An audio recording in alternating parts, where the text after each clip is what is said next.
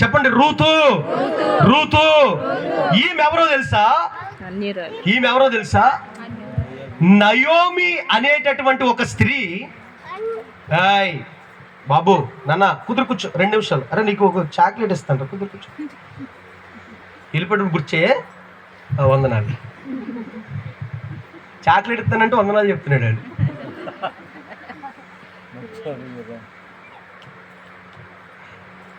Naomi అనేటటువంటి ఒక భక్తిపరురాలు దేవునికి దూరం అయిపోయి దేవుని పిల్లలు ఉండకూడనటువంటి స్థలానికి వెళ్ళి అక్కడ భర్తను పోగొట్టుకుని 2 కుమారులకి పెళ్ళిళ్ళు చేసి ఆ కుమారులిద్దరిని పోగొట్టుకుని కేవలము అసలు మగదిక్కే లేనటువంటి పరిస్థితి అయిపోయింది. అక్కడ ఏమైపోయిందండి?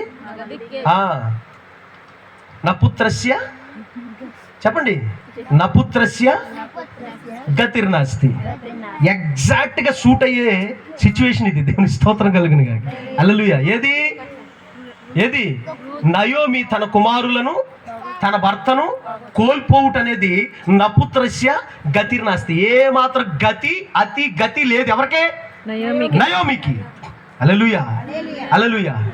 అంతా పోగొట్టుకున్న తర్వాత మళ్ళీ వెళ్ళిపోదాం, వాళ్ళ ఇంటికి వెళ్ళిపోదామని బయలుదేరిపోయింది.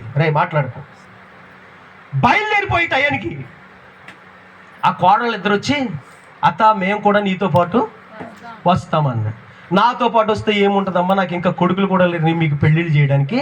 చక్కగా మీ అమ్మోళ్ళ ఇంటికి వెళ్ళిపోండి, వాళ్ళు పెళ్ళిళ్ళు చేస్తారు, వాళ్ళు చక్కగా అన్ని చక్కబరుస్తారు.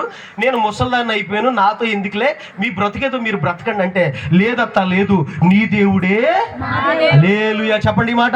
నీ దేవుడే, నీ దేవుడే, నీ జనమే, నీ వెళ్ళు చోటికి నిన్ను నన్ను మరణము తప్ప ఏది వేరు చేయకూడదు అని ఒక కోడలు చేసుకున్నటువంటి తీర్మానమును బట్టి యేసుక్రీస్తు వంశావళిలోకి వచ్చేసింది ఆమె. దేవునికి స్తోత్రం కలిగింది. హల్లెలూయా, హల్లెలూయా, హల్లెలూయా. ఏమైందండి? యేసుక్రీస్తు వంశావళిలోకి వచ్చేసింది. నేను చాలా వారాల తరబడి మన సంఘంలో ఈ రూతు యొక్క జీవిత చరిత్రని చాలా స్పష్టంగా డీటెయిల్గా మీకు చెప్తూ ఉన్నాను, అవును కదా? దాని గురించి మీకు మంచి అవగాహన ఉంది. దాని గురించి ఇంకా వివరించడానికి ఇక్కడ అనుకూలత సమయం లేదు. కానీ రూతును జ్ఞాపకం చేసుకోనండి. ఇశ్రాయేలు ప్రజలు ఎప్పటికీ ఎన్నటికీ కలవకూడనటువంటి ప్రజలు ఎవరైనా ఉన్నారు అంటే వాళ్ళు మోయాబీలే. ఎవరండి? మోయాబీలు. ఆ మోయాబు దేశానికి సంబంధించినటువంటి వ్యక్తి ఈ రూతు. మన కులపోళ్ళు కాదనమాట. హల్లెలూయా. ఎవరు కాదండి? మన కులపోళ్ళు కాదు. మనకు ఉందా లేదు ఈ దరిద్రం? ఈ దరిద్రం ఉన్న వాళ్ళందరూ చేయి చూపించండి అమ్మా.